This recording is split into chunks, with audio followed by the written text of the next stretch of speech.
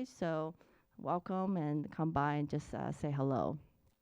Hopefully I gave you a little bit of an idea today about the health center and our services, the UMW health forms and its online submission, and also additional resources your student might need.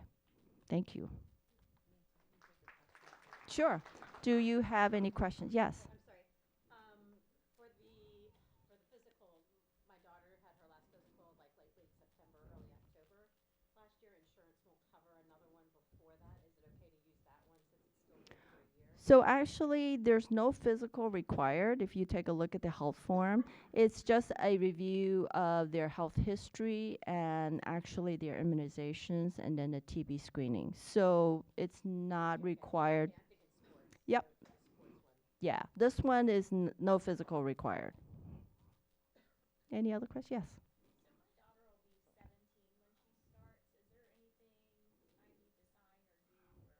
Yeah, so on the health form, there's a consent to treat minor. So if you sign and that, then the student health center is able to treat her when she's here and she's seeking our care. Otherwise, we'll have to call you. Anyone else? All right, I'll be outside if you have any other questions that you want to talk about. Thank you. Let's hear it for Dr. Wang. If you are standing in the hallway, please use this opportunity to come on in. There are plenty of seats over here, less so over there. I wanted to talk about glasses. Now, my daughter doesn't wear contacts, but she does wear glasses. And, you know, it just never occurred to me that this was an issue. So I get a phone call. Ma, hypothetically. Okay. This is how you know you're in trouble, right? It starts with hypothetically. Okay, back up. She works at a camp up in Pennsylvania during the summer, working with kids at a summer camp. She says, if I were to have, say, jumped in the lake with my glasses on and lost those glasses, could you get me another pair? I'm like, are you kidding me? No. The glasses now live at the bottom of the lake at Island Lake Camp in Styrucka, Pennsylvania. And I was able to get her a new pair of glasses, but she was like blind for a week. And it did not occur to me that 2 pairs of glasses might actually be a good thing. So there's a piece of advice I like to give folks when I am talking to you all. And it's funny because one minute you're going to hear me say, you know, you've got to let them make their choices. My daughter going into school, and very first thing that happens is she doesn't get her roommate, okay? And now, this is my thing. I spent 30 years in residence life. I'm charging in. I'm ready to call the president and anybody else I need to make sure this gets fixed, because my kid is going to get her roommate. And, you know, I know who to call, I know what to say, I know, you know, because this is my area of expertise. She looks at me and she goes, Ma, back off. And I think a part of me died a little. But this is the environment, okay, for them to be able to make those mistakes and step out and be able to handle their own problems. Now, that doesn't mean you're not going to sometimes get frustrated and you're not going to want to call somebody and say, hey, you know, my daughter's been calling this office and not hearing back from anybody. You are welcome to call me when that happens. But, you know, this is where there's a safety net. And they can make some of those mistakes. And they're going to make some doozies, trust me. But that's okay. You know, this is where they're going to learn. All right, I call them emerging adults. They're adults by the law and all that stuff, you know, FERPA, et cetera, you know, what we can tell you, what we can't tell you. But we know they're still learning, right? So this is a great environment to do that. At the same time, they're still listening. You know, they are still listening to you. Now is the time to talk to them about your expectations for them. Use of alcohol, use of drugs, med compliance, making sure that they are doing what they need to do for self-care, sleeping, eating properly, getting proper exercise, that sort of thing. You know, when you have their belongings sitting outside their residence hall in August is not the time to pull them aside and say, okay, look, we got to talk. No, no, no. Do it when you're home and you're comfortable. Say, listen, I want to talk to you. I know you're going to hate this, because my daughter rolled her eyes, right? She's like, oh, Ma, really? And I was like, you know this is my job, right? You know I got to do this. Set the expectations. I can't tell you how many times I will sit down with a student and I'll say, okay, you've got option A, you've got option B, C, and potentially D if I can pull some favors. And they'll say, okay, I got to talk to my parents. Great. We can call them from my office. I will sit here if they have questions. I will answer any questions they have. You know, I'm very, very happy. And nobody has to make a decision right in this moment. Talk to your folks. So please talk to your students about your expectations, because they are still listening, okay? And now I get to turn this over to my good friend and fellow dog lover, Dr. Tev Zukor, who is the director of the Talley Center for Counseling Services here at the University of Mary Washington. Take it away, Tev. Hi, I'm Dr. Tev Zukor, Director of the Talley Center. As CJ mentioned, we are just ecstatic to have your student be joining us. We love this university and this environment, and we are confident your student will as well. As CJ mentioned, me and her go way back. You guys all have students going to college, so you know how it works. Her dog, Takani, is friends with my dog, Gozer, so we had no choice but to be close friends as a result. So, again, we are here at the Talley Center. We're a full-service mental health center. We have 2 locations. So our first location is Lee Hall, the ground floor. I want to be really clear on this. I used to have a boss who I respect a great, great deal, and he used to always tell me, don't call it the basement. It's the ground floor. As some parents talk to me, the weird thing about Lee Hall is you can start on the 3rd floor, or you can enter on the 2nd floor, and then the ground floor is not the basement. I will remind, if any of you need to go down to the ground floor and you use the elevator, you will notice the elevator says it's taking you to the B level. And that presumably stands for be going down to the ground floor. So just make sure you all get that right. The other location that we have is Tyler House. So we have one of those real nice, quaint little white buildings at the front of campus. I love that building. It's well over 100 years old. I wouldn't smoke near it. It looks a little, but it is a beautiful, beautiful location. So both of those locations are open during the fall and spring for students. So students can stop by either location, set up an appointment. Many students prefer to give us a call, and that's fine too. They will talk to our front office staff, and they'll be happy to set them up with an appointment. We're open Monday through Friday, 8 to 5. There's our phone number for people who are looking to visit us in Lee Hall. If your student already got their Eagle One card, they literally walked right by our office. So it's right on that floor with student health.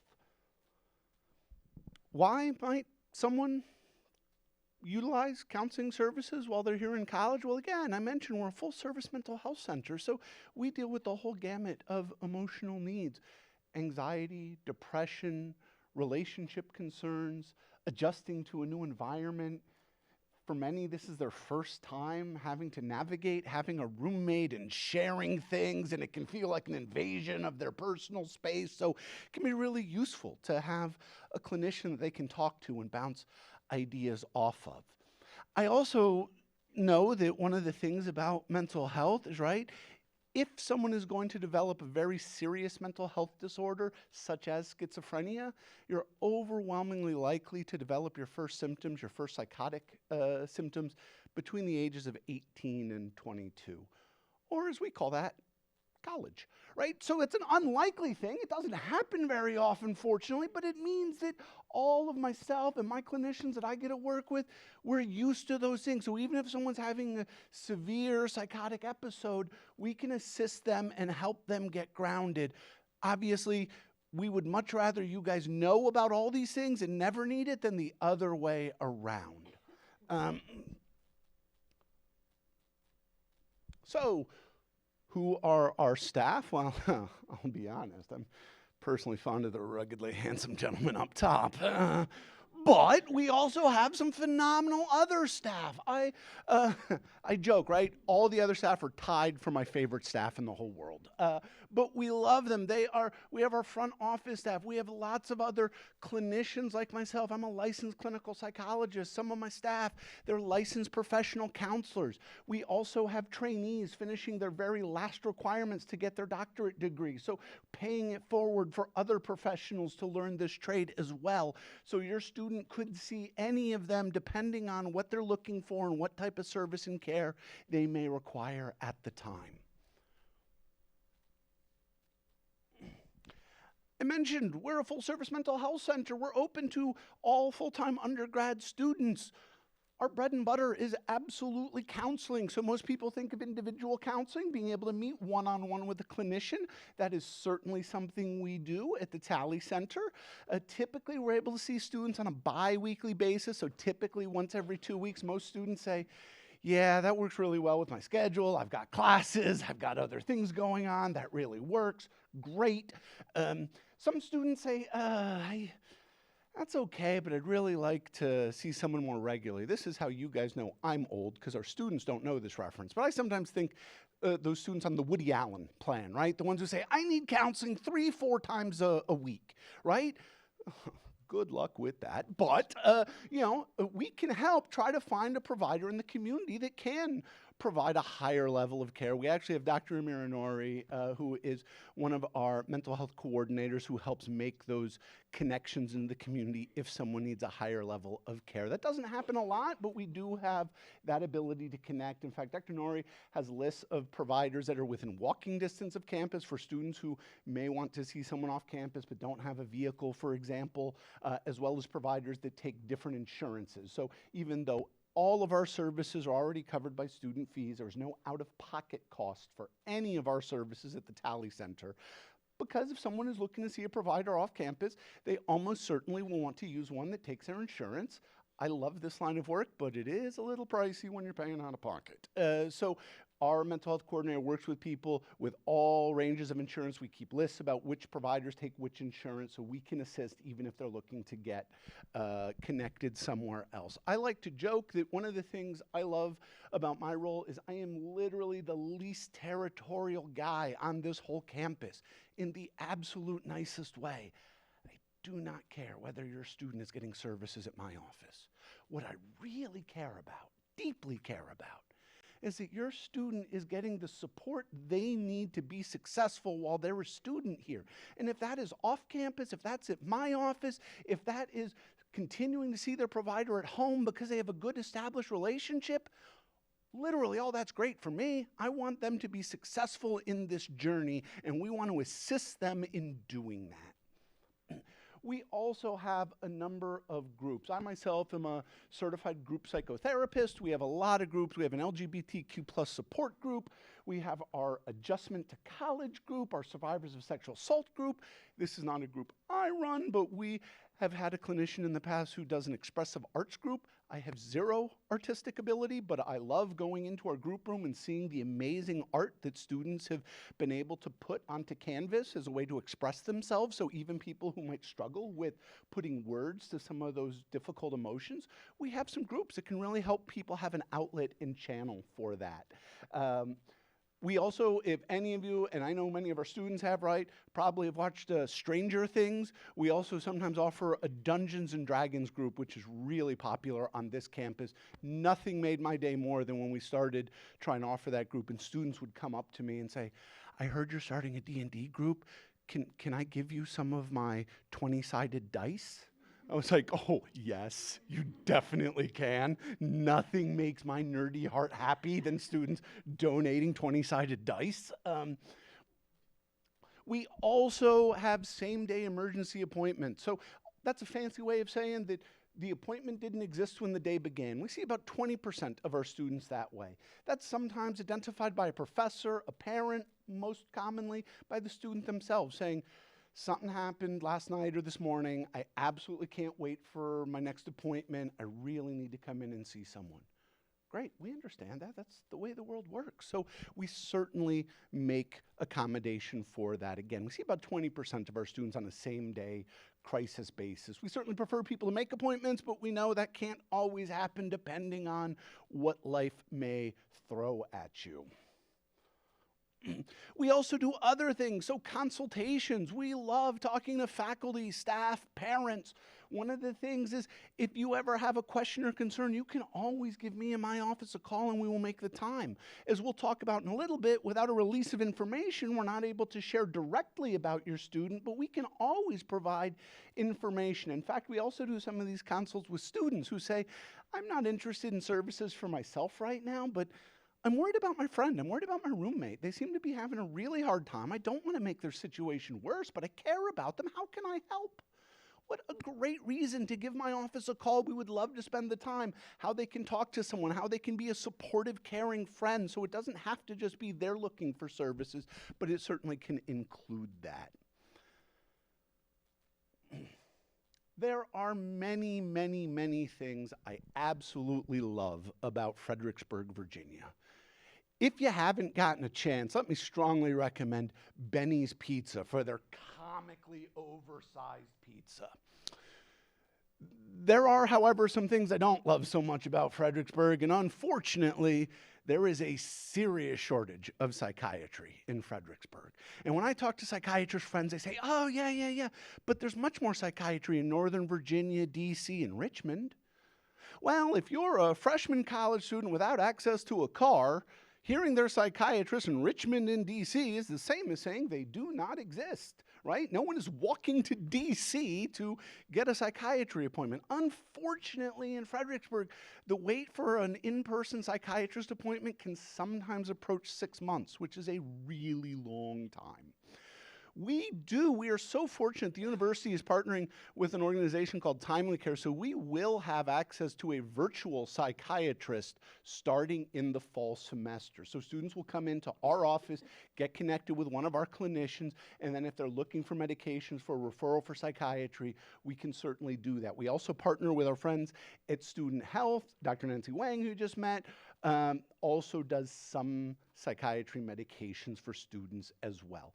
The reason I mentioned that we don't have in-person psychiatry, however, is because in Virginia, certain medications are more controlled substances, in particular stimulant medications for ADHD. And so because of those laws, telehealth providers cannot prescribe across state lines those medications. So almost all other medications, whatever they're getting, can be called into the pharmacy. They can pick it up. Stimulant medication, again, most commonly used for ADHD, is not able to be done that way. That's just by law. So I say that as a very long way just to remind, if your student is taking stimulant medications, we strongly encourage re-up their meds before they come in, because they're going to be able to do it when they're back home at their home provider, and they just might have a challenge. Otherwise, we don't want that to be the case. So I want people just to be aware of it. We sometimes tell the students that too, but they got a lot going on right now when thinking about college, and sometimes the last thing they're thinking about is, what's my med compliance need to look like to make sure, right? That is probably one of the last things on their mind at this moment. Well, we talked about one of the main things we do is crisis and emergency services, right? If your student ever has a crisis, anytime the Tally Center is open, Monday through Friday, 8 to 5, all they got to do is give my office a call. They'll be able to talk to someone. We'll be able to get them scheduled to come in. Again, if it's a crisis, we'll see them the same day. However, you guys know this, I know this, right? As much as I love our students, as much as I love being one of our students, not at this university, unfortunately, but a little bit down the road, I learned something, and that's not all of our students are even awake Monday through Friday, 8 to 5, right? So that's great, we got emergency services, but if they're asleep at that point, it's not going to do them much good. So that's the reason we're so excited at this university, that we have all kinds of other things that can help them in non-business hours. So if they live in the residence hall, there's always an on-call residence life professional that they can talk to. We utilize campus police because they are open 24 hours a day, 7 days a week, even when the campus is closed. That is not calling the police on themselves. All of our police are trained in crisis training, so they have specialized training to help in mental health scenarios.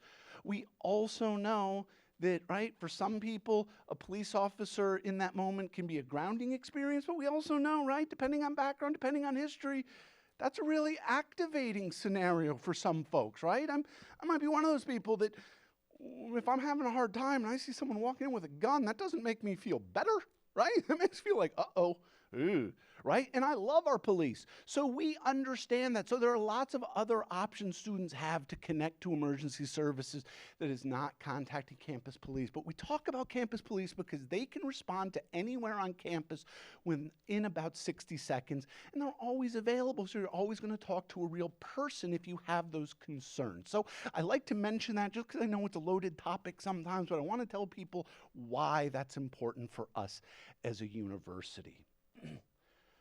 You heard CJ mention that we also have intervention teams. Sometimes in Virginia, that's called a threat assessment team. I hate that name because it sounds scary. I've never met a student that said, yes, I'm a threat. I'm glad you are assessing me. Right? Instead, students say, whoa, threat, I am not that. I'm just having a hard time. We know that. Virginia law, they want to make sure that all public universities have something called a threat assessment team. But as CJ mentioned, right, here it's about support. It's about making sure that if a student's having a hard time, she, myself, other members of the university will meet with that student to make sure they have the supports they need to be successful. Whether that's getting connected to academic services, whether that's talking to clergy, depending on what the situation is, whether that's talking with a counselor, whatever those supports are needed, we want the student to be successful. So scary name, but a really, really good process. Everything we talk about in the counseling center is completely confidential. The only ways I will break that confidentiality is if someone poses imminent harm to themselves, others, cases of abuse, or valid court order. In my many years of doing this, to be perfectly honest, the only scenario of those four that I mentioned that comes up regularly is someone's in imminent harm to themselves. And all that means is if someone comes into my office and says, oh, Dr. Zukor, I don't think I can keep myself safe. Things have gotten pretty dark for me. Right? We have an obligation. We're not just going to let them go and say, sounds tough. Good luck. Right? That'd be terrible. But we have an obligation to make sure we keep them safe. So we will disclose as little information as necessary to keep someone safe, even if they'd prefer we don't. So sometimes that means someone who's really having a hard time, we'll get them to the hospital. And if that happens in that kind of scenario, by law, I can't call you, but the university will let you know if someone has gone to the hospital because of a serious mental health crisis, so you won't be left in the dark on that. Again, doesn't happen often, but if you happen to find yourself in that scenario, you're sure going to want to know that the university is prepared and cares for your student who is undergoing a challenge. What it also means is that I can't discuss with you anything that your student said without a specific release of information. As CJ mentioned, there are releases of information for academics and for grades and for money things. There is in Virginia and other states, there is no such thing as a blanket mental health release. So what that means is even if you sign that release that allows for the university to provide you with your students' grades, that release in and of itself does not allow us to talk about mental health issues. So all that means is that if your student's coming in for mental health, we just need a specific release from them that lets us talk to you. I will tell you, in my years of doing this, 99% of students, when we say, hey, would it be okay if I talk to your parents? I think they're pretty concerned. Most students actually say, oh my goodness, you do not know how much that would help. My parents are really concerned about me. If you could let them know I'm okay, that'd be great, right? We have students that say the same thing about faculty. They say, my faculty referred me here, they're concerned. If you could tell my professor, I'm okay. Don't go into details about what we're talking about, but I'd like them not to worry about me. I don't want them to think of me as someone who's struggling. I want them to think of me as a successful student. So we are happy to do that. I will say the one thing about this is, right, students do get to control how much information we share on a release. I've certainly had students say, oh my goodness, I am an open book. You can tell my parents anything. They say, oh, okay, well, that's great. Remember when you came in, you talked about how you went to your first party. You said there was even something, I forget what you called it, marijuana, something like that. You said you saw it at the frat party. You said, oh, I forgot I told you that. Yeah, do not share that whatsoever. That would not be good for me. All right, no big deal, right? We can tell. Oftentimes our students say, can you just let my parents know that I'm coming in and I'm doing okay and I'm working on things? and we're happy to do that. So we're always happy to take information. So you can always call me, even if we don't have a release, and say, I'm worried about my kid. This is what's happening for them. How can I help them? What can the office do? What can the university do? We're always happy to take that call and help. Now, I hope I'm just really good at playing this way, but either I do it legitimately or I'm good at faking, which is I'm pretty good at being dumb. So what that means is that if your student comes into my office and you call the next day and say, Dr. Zukor, I'm calling about my daughter, Sarah. You met with her yesterday. And if you ever hear me say, I can either confirm or deny that I know Sarah, that is my way of saying I don't have a release and I can't talk openly. I've had parents say, Dr. Zukor, you met Sarah and me yesterday. I came into the office. And I'll say, oh, yes, it's so nice to talk to you again. I remember you very well. And they'll say, my daughter. I'll say, yeah, I can either confirm or deny I know them, right? Again, if you hear that from me, it means I don't have a release, and I'm going to encourage you and say, if you think your student is connected to me and I'm not able to say anything, please talk to them and ask if they're okay to let us talk. We'll have them come in, sign a release. To be fair, behind the scenes, if I know your student, the next time I see your student, I'm going to say the exact same thing and say, hey, I got a call from your mom and dad. They seem really worried. Would it be okay if I touch base with them just to let them know you're okay? I've almost always had students say, oh, that'd be fantastic. I'd appreciate that. So we do have ways of communicating, but because of the role in mental health, because of privacy and confidentiality, we do need releases to be able to have those conversations. Really easy to get connected to our services. All the student needs to do is either walk in or give us a call. We'll set them up for a face-to-face 30-minute appointment with one of our clinicians to talk about what's going on and talk about what services are most appropriate for them. We're usually able to get people into that first appointment, which we call a triage, usually within about 24 hours of them reaching out. So if someone calls us on a Monday, we'll probably get them in by Tuesday to at least start that process. We also have some crisis resources that we talked about, right? Once again, this is on the idea of better to know it and not need it than the other way around. The Tally Center, our website, Campus Police. If you're on campus, on an on-campus phone, literally all you have to dial is 4. Keep dialing 4, 4444, and it will connect to Campus Police emergency line. We also have the National Hope Line and the Crisis Text Line, so students can even text when they're distressed. I'm going to say the easiest one to remember these days, about a year ago, this became a national federal government thing, is they introduced 988. They call that 911 for mental health.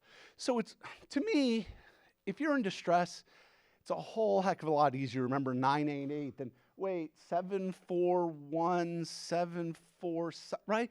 If you're in distress, I don't want you worried about any of that. 988, in fact, in Virginia, what's funny is they partner with the same organization that does the crisis text line. So literally, if you call 988, you're talking to literally the exact same people. So easier to remember. Just as importantly, one of the things I'm super excited about, so grateful for this university for really understanding the needs of mental health. We have partnered with an organization called Timely Care. So once the semester starts in the fall, students will be able to access Timely Care both through an app and through a website. On that app or website, there's going to be a button called Talk Now.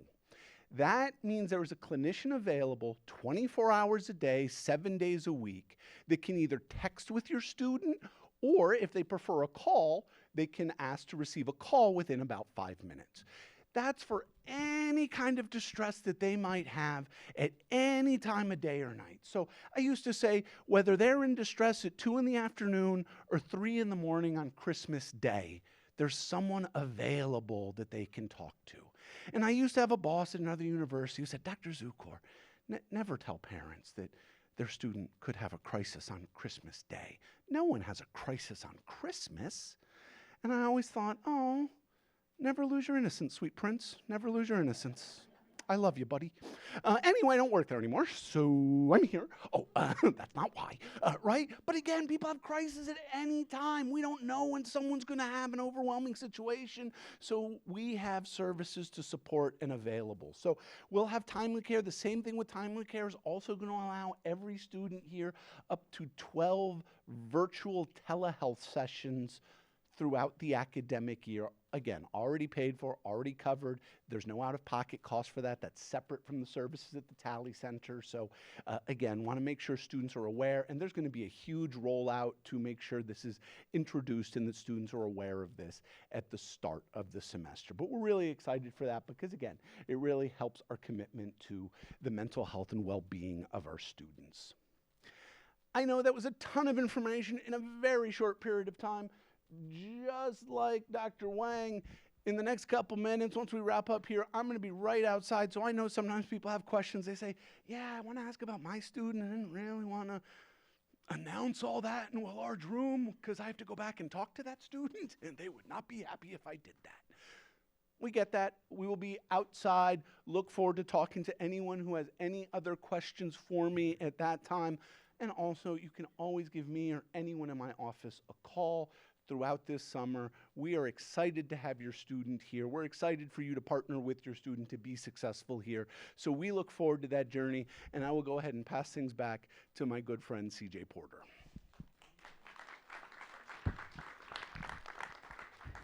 Thank you, my comrade in nerdship. Well, we have reached sort of the end of our morning. We're going to take a break here in a minute. What I did want to sort of piggyback on what Dr. Zukor was talking about, he mentioned threat assessment. We also have what's called the behavioral intervention team. Now, I mentioned behavioral intervention, but the team is a group of people who were able to sit down and sort of put the pieces of a puzzle together. Okay, so we have representatives from different parts of the university because what we don't want to have happen is, you know, somebody over here in athletics is seeing something and someone in residence life is seeing something and someone over in academics is seeing something, but nobody's talking to each other. So the behavioral intervention team comes together and says, okay, we're concerned about Sally. We're seeing this behavior in the classroom. We're seeing this behavior on her sports team. You know, do we need to do an intervention with Sally to see what we can do to help support her? Now, it doesn't happen often, but sometimes a student will need to be hospitalized for mental health issues while they are here at the University of Mary Washington. Couple of things I want to say about that. First off, please don't be embarrassed. I can't tell you the number of times I've talked to a parent who calls to say, yes, well, John isn't going to be in class for a little bit. And I'm saying, oh, is he okay? He's not going to be in class. The more information you give me, the better that I can help support you and your student. When a student has been hospitalized for mental health issues, we have sort of a re-entry meeting. And I really want to stress that the student isn't in trouble. This is not a meeting to kick them out. It's a meeting so that, and most of the time, Dr. Zukor and myself can sit down with the student and find out about their resources, their discharge plan. What happens if they start feeling that way again? You know, where are their connections on campus? What can we do to help support that student? Now, you as a parent are welcome to join us. Okay, if you have a student who's been hospitalized and they're coming out of the hospital and you want to be a part of that conversation, you are absolutely welcome and encouraged to be part of that. Generally, what we do is we talk to the student first. We want to get the sort of unvarnished their unvarnished take on sort of what happened and what got them to where they are. And then we invite you and we have a discussion between all of us about what comes next and what the next best steps may be. So please, if you have to call me about a concern, I really, you know, I'm not sure how much I can stress this without, you know, beating a dead horse. But don't be embarrassed, please. I'm here to help. We're all here to help. Our goal is to see your student walk across that stage in 4 or 5 years, and for us to be able to cheer them on. We are thrilled that you are here and part of the Mary Washington family. You're part of the team now, and we are so really thrilled to meet all of you and to work with you over the next couple of years. We're going to go ahead and take a break now. All of us will be out in the hallway. You can ask any questions you might have. Refresh your coffee. If there's still refreshments, please go ahead and help yourself to the lovely coffee cake. I haven't had any yet this morning. And then we're going to come back here in about 12 minutes for the next part of the program. So get up, stretch. Restrooms are out. You exit here, you go left, and then the first left, you'll find the restrooms there. Thank you so much for your attention this morning. Have a great rest of the day.